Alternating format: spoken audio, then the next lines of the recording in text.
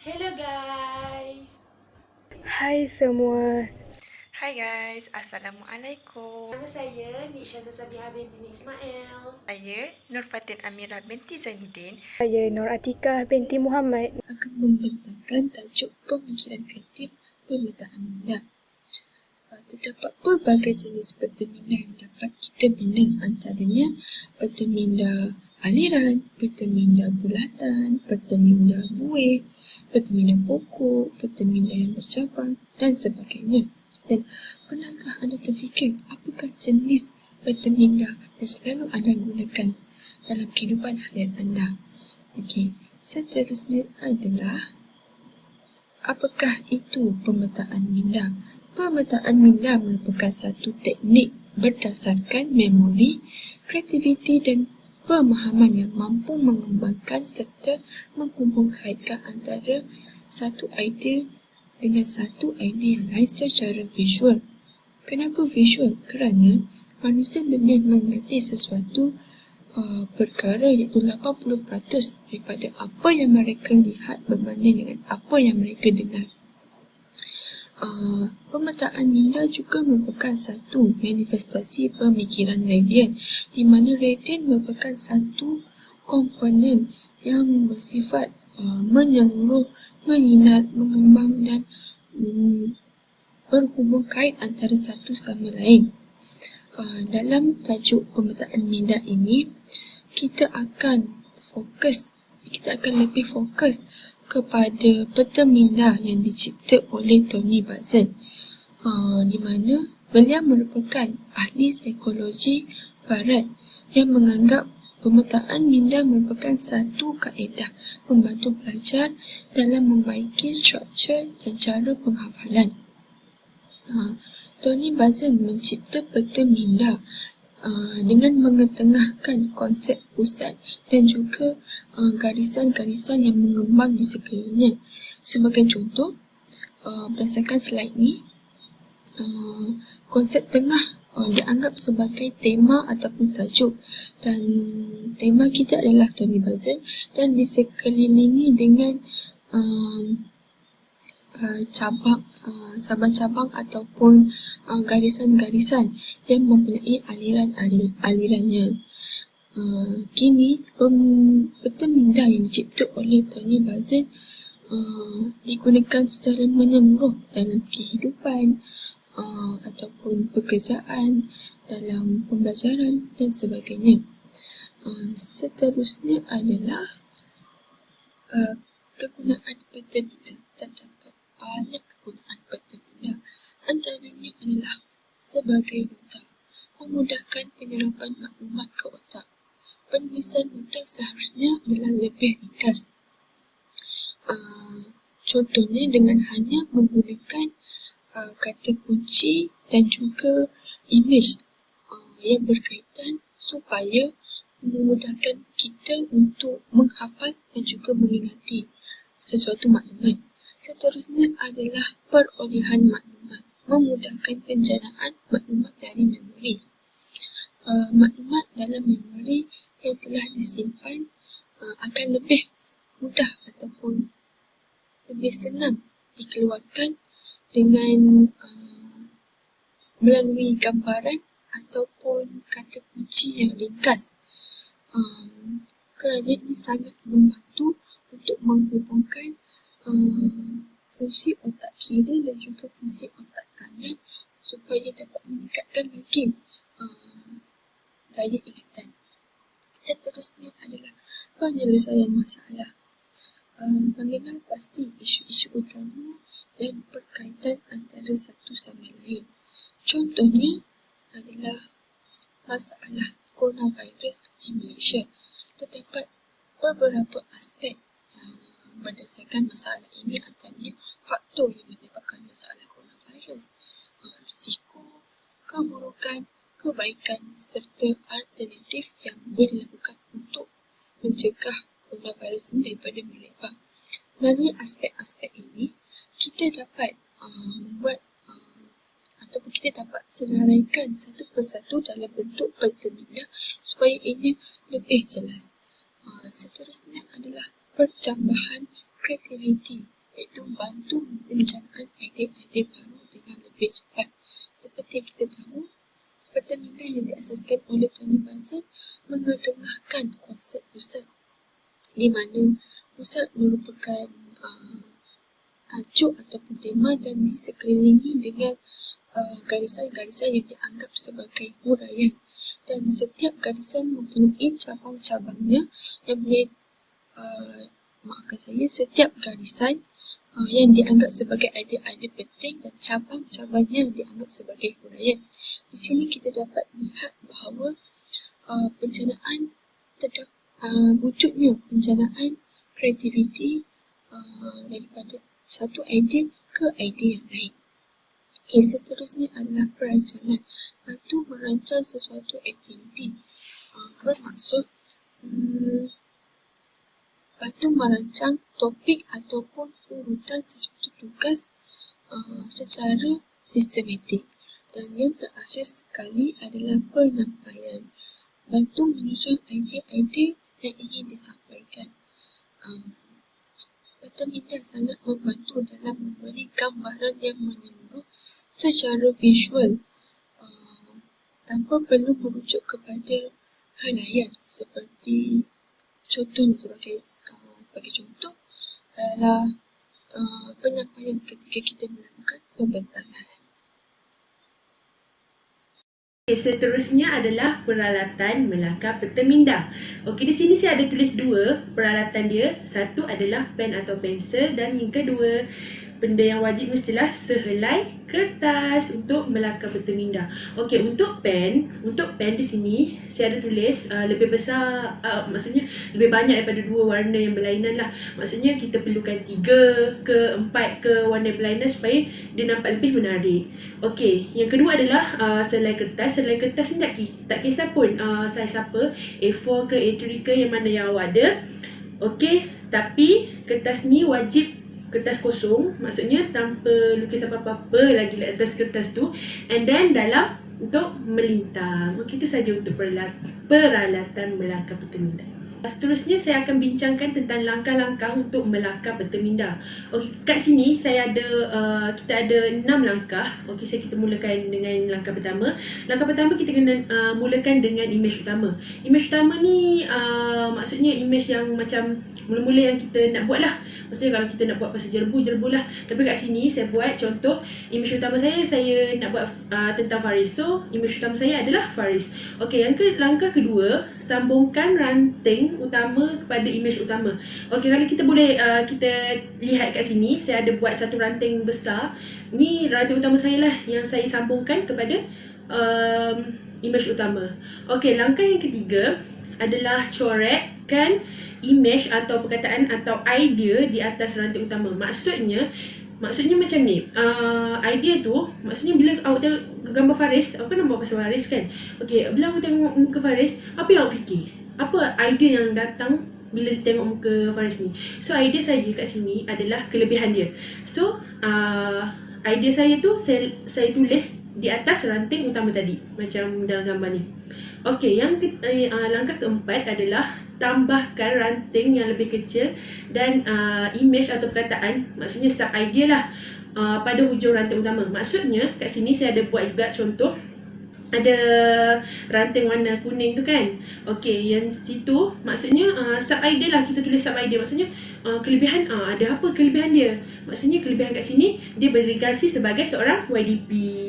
Okey, yang langkah kelima adalah tambahkan ranting utama lain dengan idea berlainan. Maksudnya di sini kan tadi kita buat pasal Faris kan, kita dah siapkan satu ranting utama dan ranting lain lebih kecil tu kan.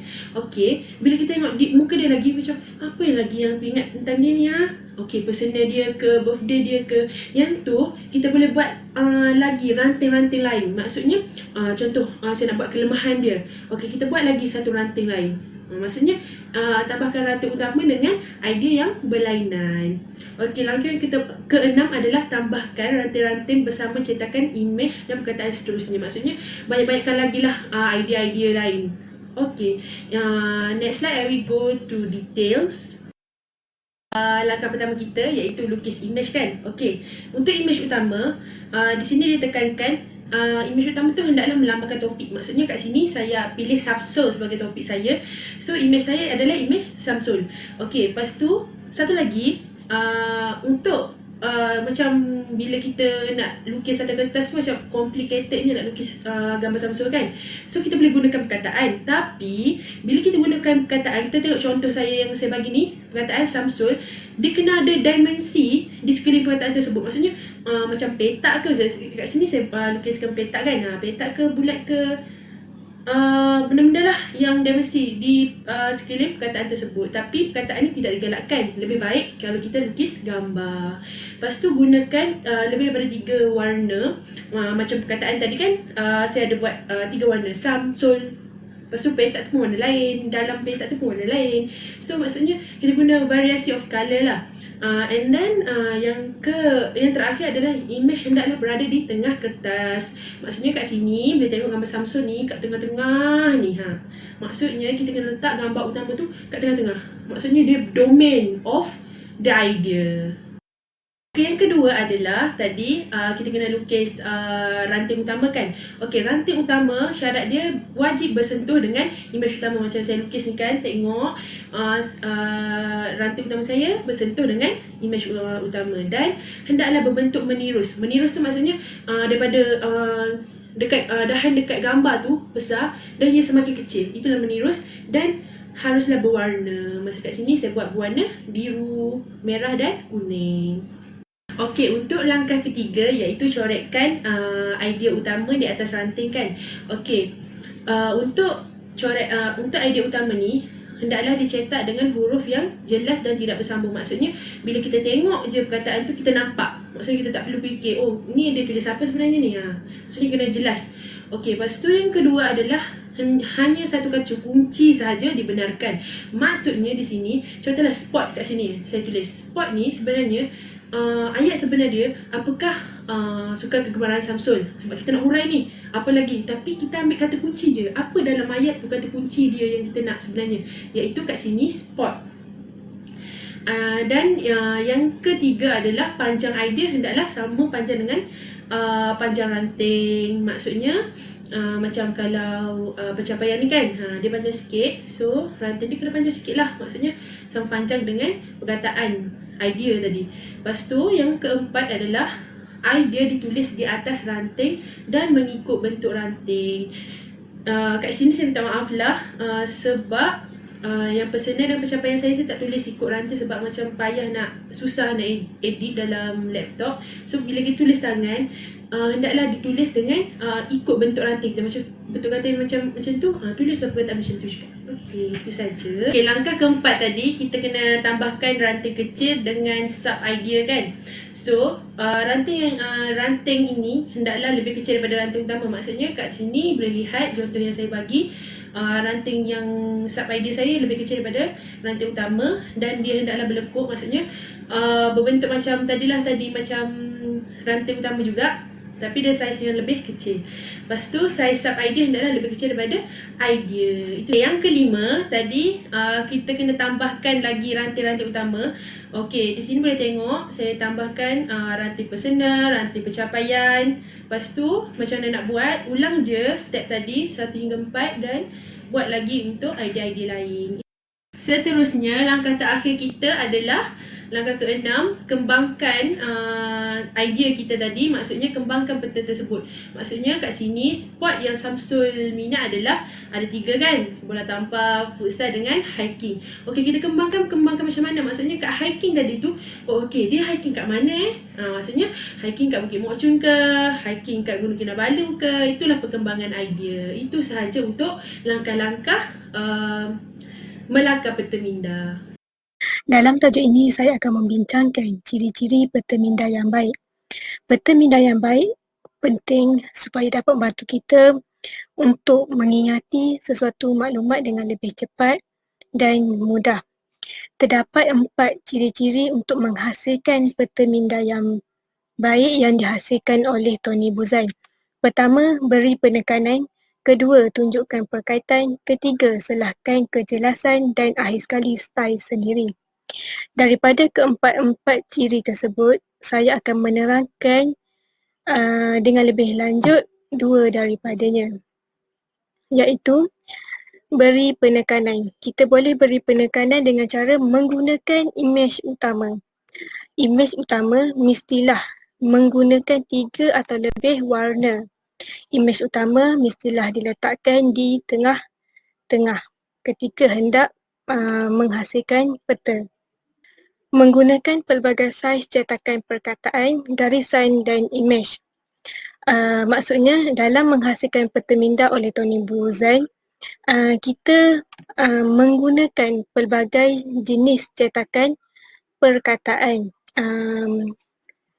Contohnya dalam menghasilkan peta ini, idea utama menggunakan saiz cetakan yang lebih besar berbanding saiz cetakan perkataan yang digunakan di sub idea yang lain.